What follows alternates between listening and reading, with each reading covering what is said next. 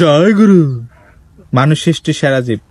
সবাই চায় ষষ্ঠাকে পেতে, আল্লাহকে পেতে, ভগবানকে পেতে, কিন্তু কিভাবে পেতে হবে তা জেনেও ভুলে গেছে।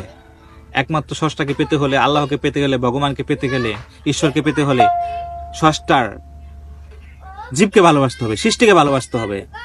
মূল কথা হচ্ছে মানুষকে ভালোবাসতে হবে। আপনি যখনই ষষ্ঠার সৃষ্টিকে ভালোবাসবেন তখনই ষষ্ঠাকে পেয়ে যাবেন, আল্লাহকে পেয়ে যাবেন, ভগবানকে পেয়ে যাবেন।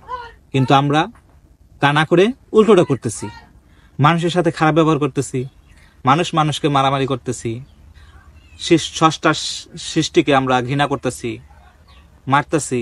এটা করা যাবে না। যদি আপনি ষষ্ঠাকে পেতে চান, আল্লাহকে পেতে চান, ভগবানকে পেতে চান, যাকে পেতে, মানে একই, সবই এক, যদি পেতে চান তাহলে সেই সৃষ্টির, ষষ্ঠার সৃষ্টিকে ভালোবাসতে হবে, মানুষত্ব গড়ে তুলতে হবে, মানুষকে ভালোবাসতে হবে, তাহলেই ষষ্ঠাকে পেয়ে যাবেন। জয় গুরু। মানুষ মানুষের জন্য, অথচ আমাদের মানুষত্ব কোথায়? যখনই আমাদের পাড়া প্রতিবেশী না খেয়ে থাকে, অথচ আমরা খাবার অপচয় করতেছি, হাজার হাজার লক্ষ টাকা খরচ করে কুকুর বিড়াল পালতেছি, অথচ মানুষকে সাহায্য করতেছি না। তাহলে মানুষত্ব কোথায় গেল? হ্যাঁ, আপনার সাথে বন্ধু, আপনার পাড়া প্রতিবেশী মানুষ না খেয়ে থাকে, তখন খবর রাখেন না, অথচ আপনি দেখেন অনেকটা অপচয় করতেছেন একটা কুকুরের পিছনে, বিড়ালের পিছনে, তখন মানুষত্ব কোথায়? অথচ আপনি ষষ্ঠাকে পেতে চান। ষষ্ঠাকে পেতে হলে একদম সহজ। মূল কথা, ষষ্ঠার সৃষ্টিকে ভালোবাসতে হবে, মানুষকে ভালোবাসতে হবে, তখনই ষষ্ঠাকে পেয়ে যাবেন। মানুষ সৃষ্টির সেরা জীব। এই সৃষ্টির সেরা জীব হতে হলে আপনাকে প্রথমে ইমানদার হতে হবে।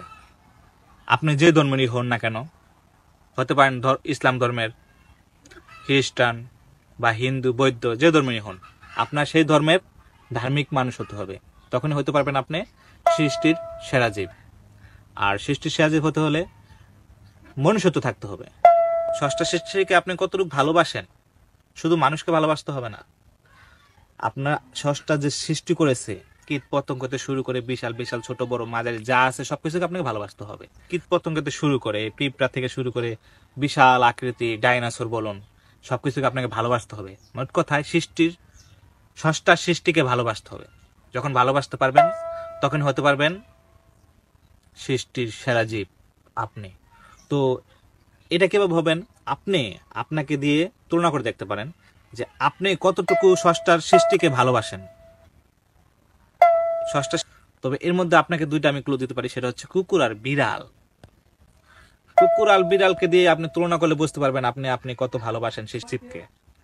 অনেকে কুকুর দেখতে পায় না, অনেকে কুকুরকে অনেকে ভীষণ ভালোবাসে, অনেকে বিড়াল দেখতে পায় না, বিড়ালকে ভীষণ ভালোবাসে।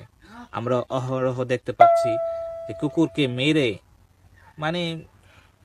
ফেলায়, আর এক মুঠো ভাত দেয় না, অথচ সে কুকুরকে মারে। তো তার মধ্যে কি মানুষত্ব আছে?